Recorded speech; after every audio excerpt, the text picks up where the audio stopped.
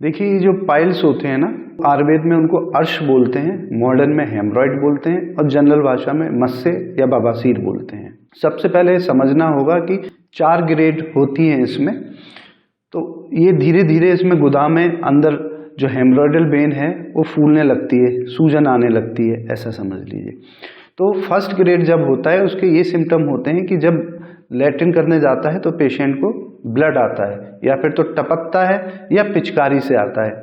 इसके अलावा दर्द जलन पाइल्स का सिम्टम है ही नहीं। सेकंड ग्रेड में जब मस्से हो जाते हैं तो मोशन करते में बाहर आते हैं, फिर मोशन के बाद अंदर चले जाते हैं। इसमें से ब्लीडिंग हो भी सकती है और नहीं भी हो सकती है।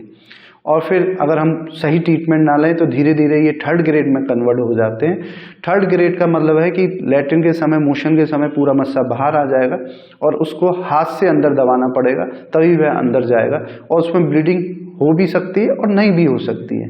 उसके बाद फिर भी हमने सही उपचार नहीं लिया तो फिर वो फोर्थ ग्रेड में हो जाएगा। फोर्थ ग्रेड का मतलब है कि पाइल्स लैट्रिन के समय बाहर आ जाएगा और परमानेंट ही बाहर रहेगा। फिर वो हाथ से दबाने से अंदर जाएगा लेकिन फिर बाहर आ जाएगा, परमानेंट बाहर रहेगा। उसको फोर्थ ग्रेड पाइल्स बोलते हैं।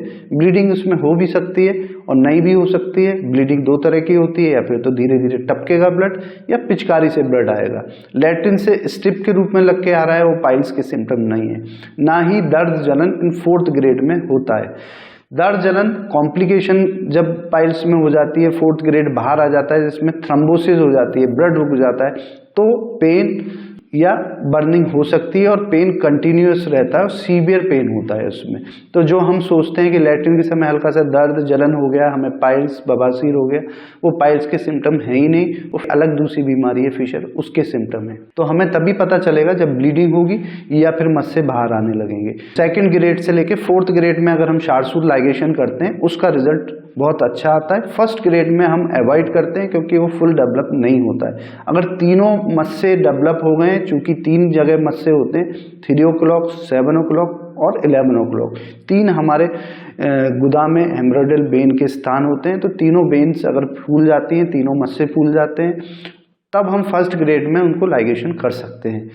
तो अगर आपको बवासीर या पाइल्स से बचना है तो आपको मेन है प्रेशर नहीं लगाना है। चाहे ज़्यादा बैठना नहीं है, ज़्यादा खड़े नहीं रहना है, या फिर ऐसा उल्टा सीधा मिर्च मसाले वाला नहीं खाना है जिससे कि प्रेशर आपकी गुदा पे पड़े।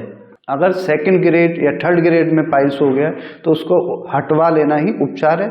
जो शार्सूट से हटाने से ना कोई दिक्कत होती है, ना दर्द है, ना कोई आपको एडमिट रहना पड़ता है, ना आपको ब्लड ट्रांसफ्यूजन करना पड़ता है, ना कहीं टाँके लगाने पड़ते हैं, कोई बैंडेज की भी आवश्यकता नहीं होती है और कोई एंटीबायोटिक देने की भी आवश्यकता नहीं होती है। जिसके बाद जो पाइल्स है वो दोबारा भी नहीं होते हैं। तो अगर आपको हेल्दी रहना है तो आपको मोशन पे ध्यान देना पड़ेगा कि आपका मोशन दिन में 1 बार या 2 बार जाए। ज़्यादा समय आप लैट्रिन में ना बैठें।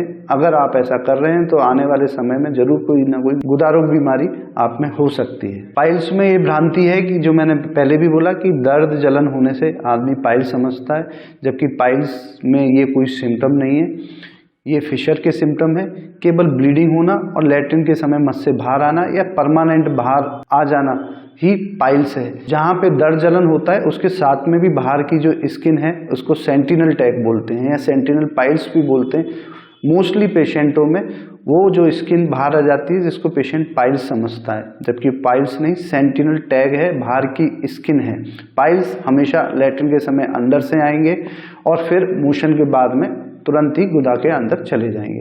तो ये भ्रांति निकाल देनी चाहिए कि दर्द जलन है तो मेरे को पाइल्स हो गया है, जबकि पाइल्स के सिम्टम्स अलग हैं।